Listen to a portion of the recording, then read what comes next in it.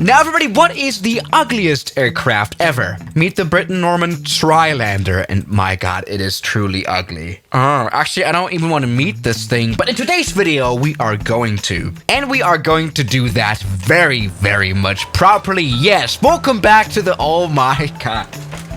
Welcome back to the Flight Simulator 2020. We have the officially most ugliest ever plane ever made ever for the Flight Simulator now. Yes, truly. You even have to pay for this ugliness. So yeah, the black box simulation developers brought out this add-on very recently of this Britten-Norman Trylander plane, and I hate it. I can buy this now for 30 euros, which is an appropriate price. This is actually a very good add-on. Like, I think they have managed to, bring across the ugliness of this plane very well. Very realistic. We can check out the cockpit, which is equally ugly. Great one. Now, the Britten-Norman Trylander is an 18-seater, 3-engine piston power civilian utility aircraft, produced in the 1970s and early 80s. There we go. Good video quality. Yeah, so what this means is that this can carry quite a few passengers. You can see quite a few rows. This thing has more seats than like a Twin Otter. This is actually really nice, but I'm kind of worried about these 3 engines. This is a little bit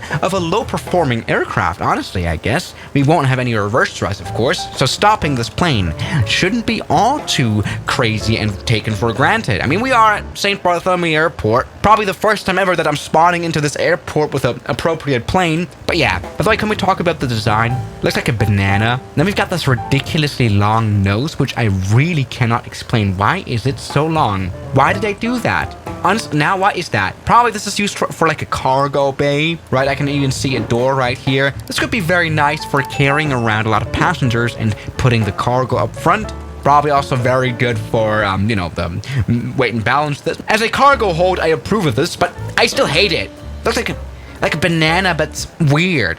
Or like this bird. It looks like this bird as well. All right, here we have a very good description of this plane right here. Somewhere in the UK, a group of precocious 5th graders saw pictures of the DC-10. Yeah, this is a piston DC-10 indeed. Look, this is the DC-10. Grabbing up scraps and plywood and lawnmower parts, they shouted, yeah, this is a lawnmower, flying lawnmower. God damn it, piston engines. We can do worse. A few days later, they unveiled the Trylander, which promptly won 4th prize in the school show and tell science contest. Though you have to admit, the idea of a 3-engine piston-powered airplane is kind of neat. Or not. No, it is not. Anyway, let me finally take this absolutely ugly plane for flight. You know what? Maybe it's starting to grow on me. I mean, just these windows. Some different shapes. So, it never gets boring. Let's maybe get into the cockpit now. Full power. Let's see. All right. Oh, yeah, it sounds miserable. Piston engines, let's just go. Parking brake released, and we are actually rolling. Alright, looking good already at 60 knots. Yeah, this thing does not need a lot of airspeed to take off. Also meaning that it's not very fast of a plane, really. 140 knots. The Cirrus can go faster than that. Anyway, even though this plane right here is an 18-passenger airliner, it's still only single pilot operated. Like literally, we don't even have a secondary yoke right here. This thing has less features than the Cessna 152. Great one. So that's interesting. Great. Anyways, maybe start talking about the add-on itself here, which is very nice, by the way. As you can see here, the circuit breakers even work, which is very nice to see. Every switch that you could think of, if you have in this plane, you have it. That's very nice. They've really, brought across the ugliness of the stupid little airplane, indeed. Very nice. Anyway, let's maybe try to come in for, oh god, it looks bad. Also, the landing gear, you actually can't even put it up. The plane always just looks like this. It's miserable. You know what? I'm probably hating a little bit too much. I'm sorry. Look, it's sad. Can you see? It's sad. Oh no. I'm sorry. It's sad. All right. I'm really starting to feel bad. I mean, I've really made the very ugly and miserable piece of scrap metal airplane sad. Starting coming for a landing, please. Now, as this thing can fly at like Cessna speeds of 60 knots, this thing will probably be able to land at Cessna runways. This will not be an issue. This is a bit of a stall plane, maybe, indeed. Which makes it a little bit more sympathetic, but still. All right, come on, let's come for a landing now. Here we go, just a routine Sabah airport landing. Let's go ahead and quickly stop, which works nicely. We've got some effective braking here, indeed. This is fine enough, even though we have got piston engines. This is good. All right, here we go. Yes. What a nice butter landing has been. I like this very much. Now, let's talk a little bit more about the real Trilander though. Now, again, they were produced from the 70s till the 80s. Only 72 of these were built, luckily enough, so we don't have to see it as often. Now, while most of these planes have already been retired, thank you God, there are some airliners still using it. Current operators, and we have somewhere an airline in Anguilla, which is, where is that even? Anguilla. Ah, it's this right here. It's in the Caribbean. All right, actually, we are at a very good location. All right, we're at the plane's home at the moment. That's good. Yeah, let me just say, over the years, they have used this plane a lot around islanders. I mean, it's literally called Trilander because of the tree engines, you know. Anyway, a lot of airlines have this, and especially some English airlines. After all, this is a Britten Norman, which is a British aircraft manufacturer. Let me just say, this is not Britain's best work, but that's good. Now, according to Wikipedia, this ugly plane only needs 400 meters of runway, which does sound pretty good, and it can even operate from grass. I'm starting to like this plane a little bit. You know, it's very ugly, though. Yeah. Anguilla Air Services, they fly the Trilander. You know, their website isn't all that ugly, though. Something I am a little bit worried about is their spelling. Air carved? It's literally a whole, what the air carved? Jesus Christ, AAS, fix your spelling. I mean, you've already got an ugly ass. They really have this plane. They're not joking. Air carved.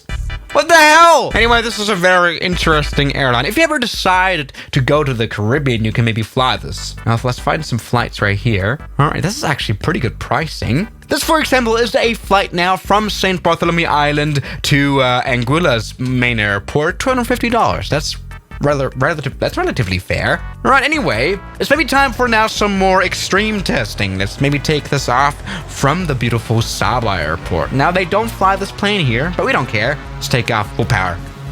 Let's do it. Yes, there we go. That has kind of worked. I like that very much. Good operation. We've got a rear engine failure, by the way. That's interesting. It's not even, I mean, the rear engine is working. I don't really get that. Maybe it's just letting us know that the light works. Good one. Okay. I cannot complain. That's good. Now, something else I cannot complain about is the amount of airplanes you get when you buy this thing for $30. You get the Trilander, the Trilander 2, the Trilander, and the Trilander Cargo. Oh, this one has a short nose. Interesting. Yeah, you get 4 planes included of several variants. Let's maybe take a bit of a closer look at the cargo variant, which is equally ugly. The livery makes it a little bit better, though. The engines have died. Anyway, let me check out the cargo. All right, we've got a little bit of a passenger row here still. This is rather nice. This is relatively spacious of a cabin. Oh, come on, engines. Work, engines. Come on. Yes, that works nicely. Come on, get more power. Yeah, this is a bit of a problem right now. We are at Lukla Airport, a place that has very low air density. We are at 10,000 feet. It's just really an altitude where I would never allow this plane to operate at. Jesus Christ, this is gaining barely any power. Is this 800 rotations per minute? That's like the taxi RPM of a Cessna 172. All right, let's take off. By the way, what we can do here, by the way, as well, is open the doors and close them, which is really cool. Look, just open it with a switch. Good one. Now, let's go ahead and take off again, full power. All right. We aren't exactly moving. Oh God, the engines have died, and we're speeding up a little bit because the runway is going downhill. Good. Why is the engines? Okay. Anyway, maybe it's really the altitude. This is not a very high power plane. Anyway, maybe this is even going to work. We're just gonna jump off the cliff. Basically, we only need 60 knots after all. We're already at 40, 48, 49, 50. Looking good. Let's push the plane down. We're flying. Look. All right. So yeah, guys, that is the Britten Norman Islander. Also works as a glider plane besides the landing gear. The ugliest plane ever. You can buy it now, 30 euros. It is a good add-on, so if you want to get yourself into this misery, I can very much recommend this. Switches are one approved. And so yeah, guys, thank you very much for watching today's video, and I'll see you guys tomorrow. As always, good night. Now, thank you to all my members here on YouTube, like Mike, Jacob, Tanner, Mubarak, Darren K, Oman the Human, Robbie, Tim, Matt, Sleepy Boy, Calvin, Kelly Chaos, Ryland, Moritz, Jackie Boy, New York, Shadow, Noah, and Death Rider.